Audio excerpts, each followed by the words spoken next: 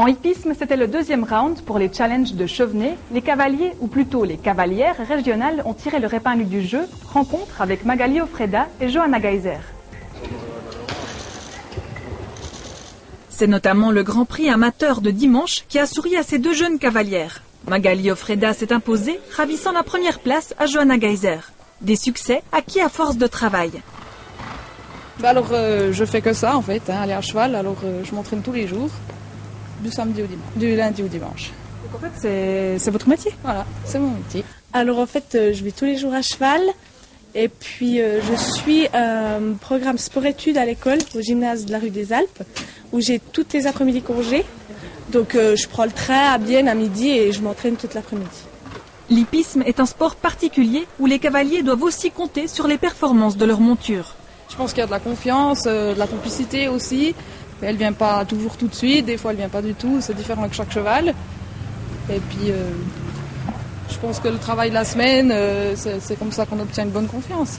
Il faut que ça se forme et puis je pense que le temps d'adaptation vraiment pour que le cavalier comprenne le cheval et le cheval le cavalier, je pense qu'il faut une bonne année. Il y a une relation de confiance qui est très importante. Le cavalier, le cheval ressent énormément ce que le cavalier ressent, lui demande. Donc si le cavalier est précis, calme et tout, le cheval pourra donner encore plus de lui-même.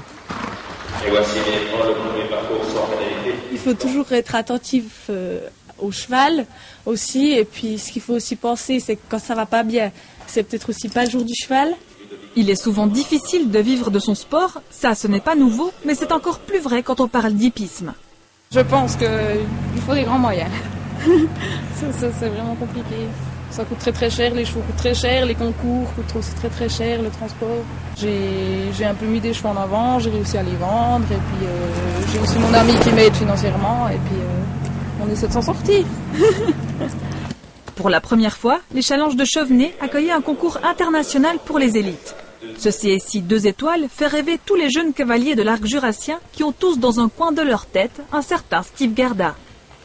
Voilà, c'est tout pour ce soir. La semaine prochaine, vous retrouverez Thierry Siegfried de retour de son congé paternité. Au revoir.